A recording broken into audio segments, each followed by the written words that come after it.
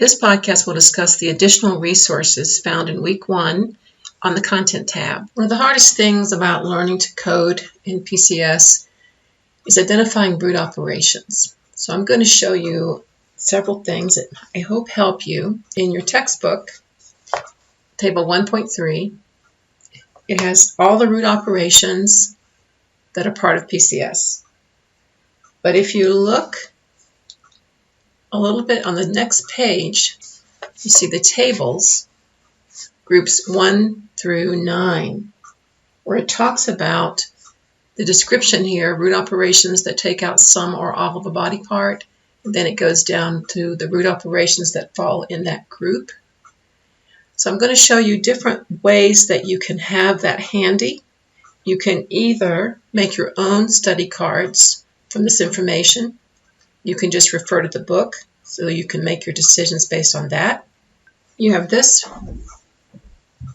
This is a Word document that's found in your additional resources that also goes down through each root operation, its definition, explain what the principal purpose of that is, as well as some examples. One thing you need to always remember is when you choose a root operation, you have to apply the full definition, not just parts of it. It's handy to have that definition nearby so you can double check it. Now I want to show you some things you can order on the internet if you want to use cards, if you don't want to make your own study cards. These can be ordered from Libman Education. The website's right here at the bottom. It goes into, it doesn't call it a group, but it'll say root operations involving cutting or separation only. It tells you the 2 root operations that are included in that group. It gives you an example of the carpal tunnel surgery. Then if you turn it on the back, it gives you the full definition of the 2 root operations that are in that group. Let's look at another one. Here's the root operations that alter the diameter or route of a tubular body part. You have 4 choices in that root operation. You turn it over. Each one, it tells you the definition, and you see it highlights in a different font. Restriction is partially closing, occlusion is completely closing, dilation is expanding, and bypass is altering the root. Really handy to have those highlighted. One more, root operations involving examination only would be inspection. Turn it over. Here's your inspection, where you're exploring. And then mapping is electrical impulses. That is not in the medical surgical section. It's in the back of the book. But there you go, inspection and map. If you like those, that's Libman Education. Another option is what's called the Flip Bits. This is by Haugen Academy. I'll show you their website in just a minute.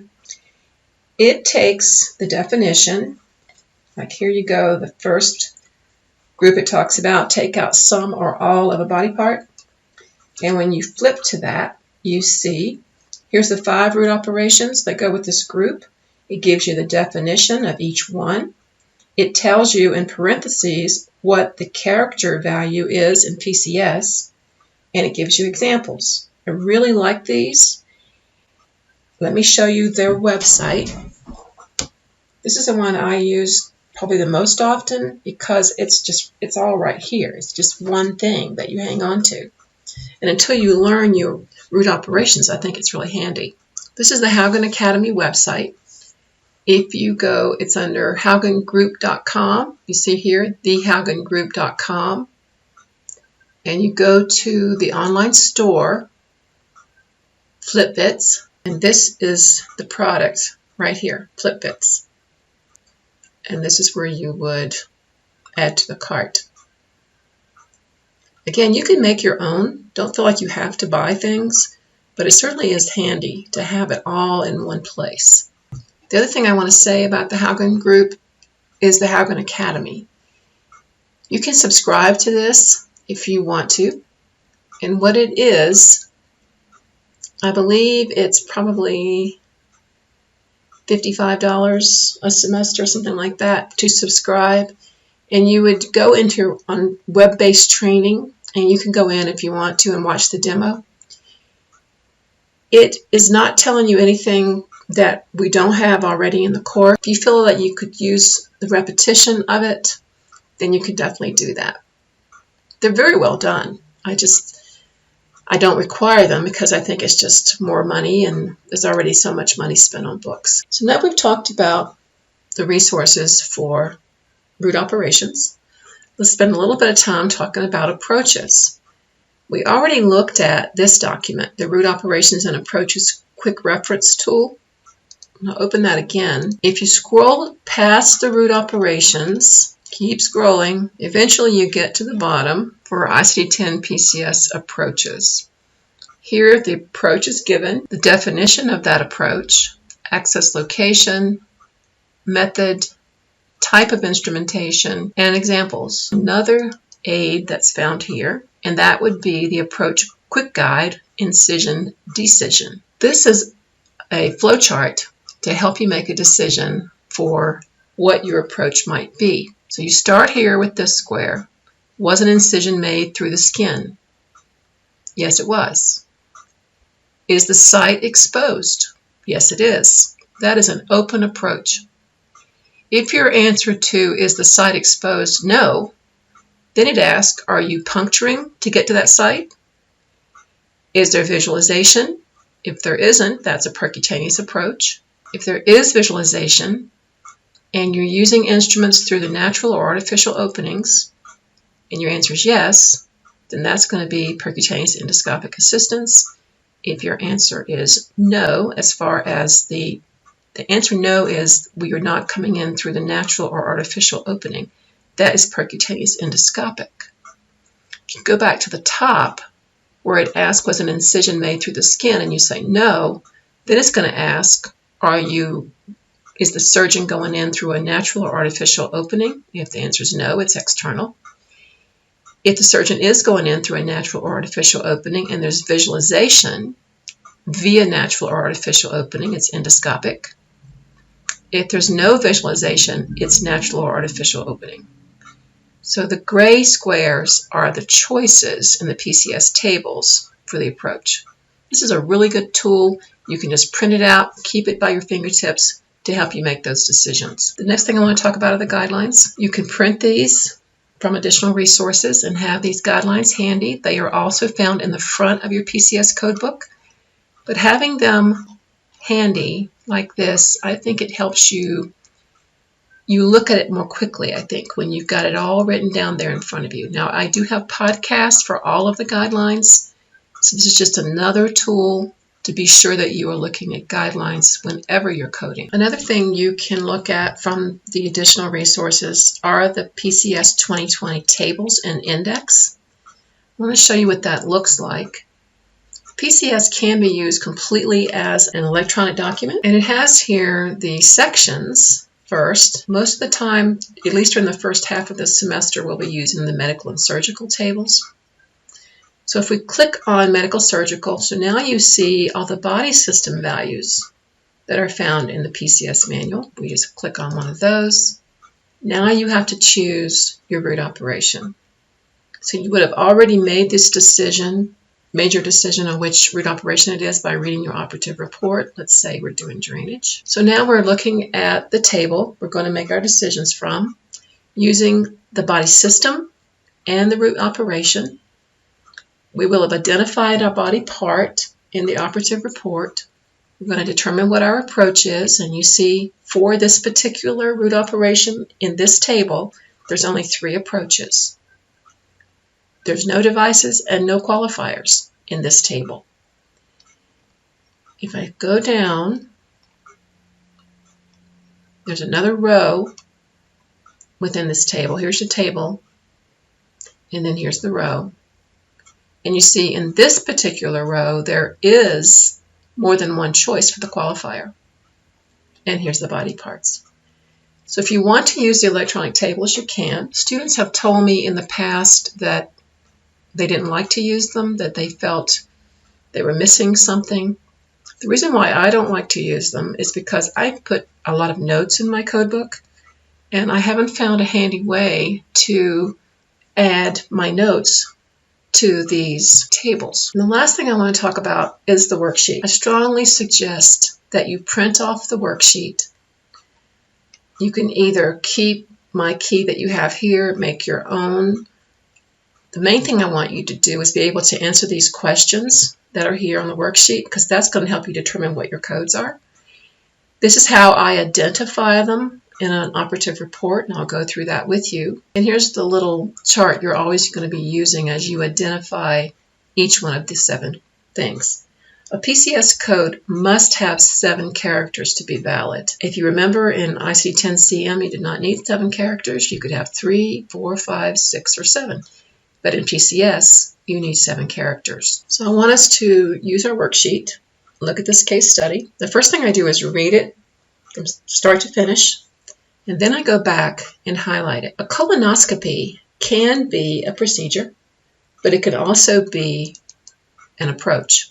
So I'm going to use it as an approach because I know that we also had a biopsy here. So a biopsy is really your procedure. Colonoscopy is how you're getting it, how you're getting your sample.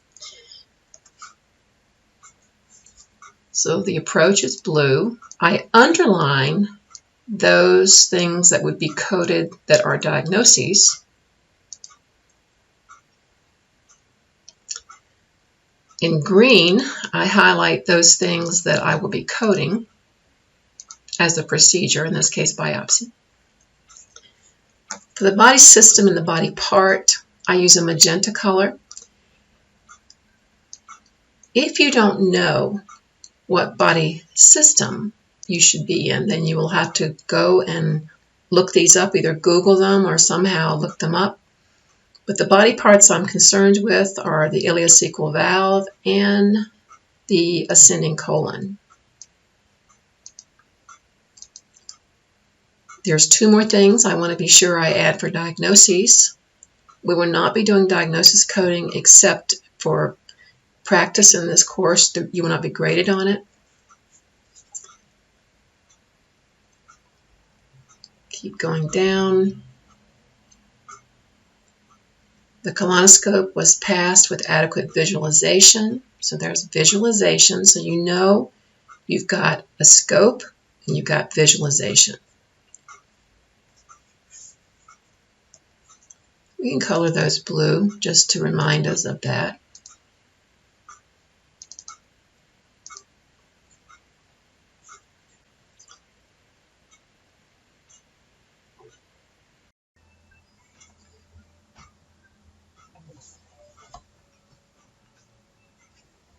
Next thing I see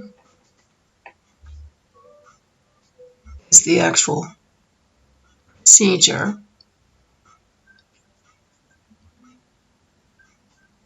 Removed with polypectomy snare with multiple pieces. So that would be our root operation. If you recall, guideline B3.4a tells us biopsy procedures are coded using the root operations excision, extraction, or drainage, and the qualifier diagnostic. So if we are looking at taking a part of a body part, not the entire body part, root operation is going to be excision. As we go through different body systems and look at different body parts, you're going to find out which situations require that you would code a biopsy using the root operation extraction, for example, is a biopsy of bone marrow. If you are draining fluid in the lung for biopsy, that is drainage. And if you're doing a lymph node sampling, or in this case, a sampling of the colon, the root operation is excision. For each of those times when you're doing a biopsy, you're going to need a qualifier that is diagnostic.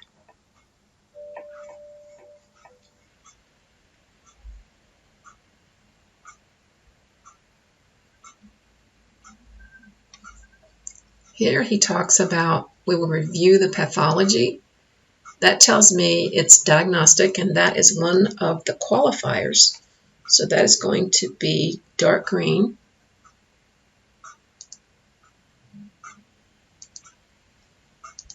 It's hard to read, I know, but I don't have enough color choices. So now we have our approach is going to be via a natural opening, endoscopic, because you're using a scope. Anytime you're using a scope, it's going to have endoscopic on it. It's a biopsy. So we're going to go in and remove these polyps from parts of the GI system. Ileocecal valve and ascending colon are both listed as body parts in the GI system.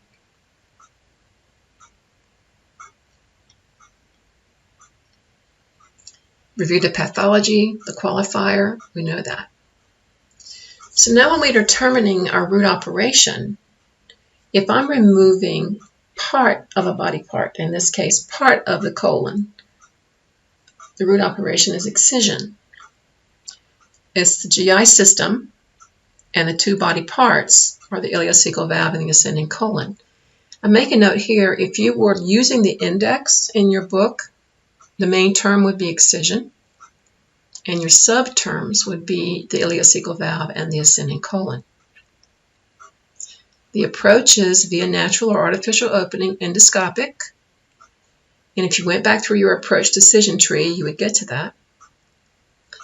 Is there a device? There was no device, but there was a qualifier, diagnostic, which in this case, the biopsy is diagnostic.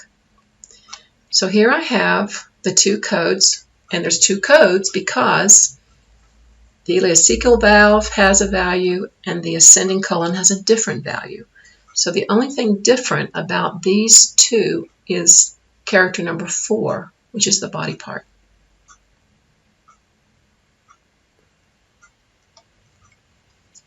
And this is repeating your questions because many times when you read an operative report, there's going to be more than 1 or 2 procedures. Okay, so now I want to show you, based on this report, how we might use that electronic table. If you want to do that, medical surgical, the GI system,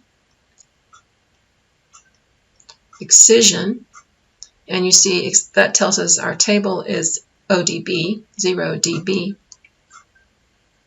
and we get here. And now we have to find the ileocecal valve, here it is, and the ascending colon, here it is. But when we look at the swim row, going across here, we're going to choose approach 8, because you're going in through the anus with the scope, the colonoscope. There's no device, but there is the qualifier diagnostic, so the 7th character is going to be X. You can also use your code book. Go to the 0 dB table. It looks exactly like this.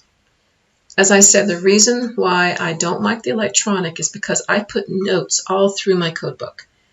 And it's just, to me, it's handier to do that. The only other thing left on this additional resources, there will be a textbook answer key because I want you to know what the right answers are for the different problems in the textbook. There's your worksheet, the guidelines, the table. This reference manual was used a lot when PCS first came on the scene. Not used as much anymore, but you're welcome to look through that. Okay, that's the main thing I wanted to show you. Have a good week.